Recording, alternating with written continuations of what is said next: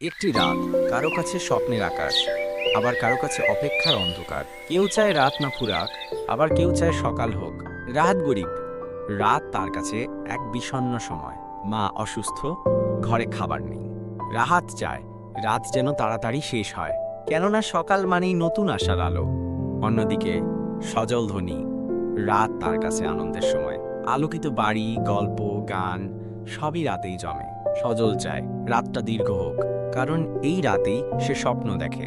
রাহাত, আমি চাই সকাল হোক। সজল, আর আমি চাই রাতটা না ফুরাক। বৃদ্ধ লোক, রাত আমাদের ধৈর্য শেখায়।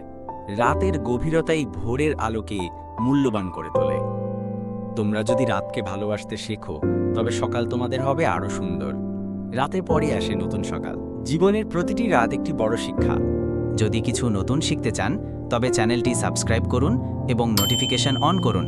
আর ফেসবুক থেকে যারা দেখছেন তারা ফলো করুন।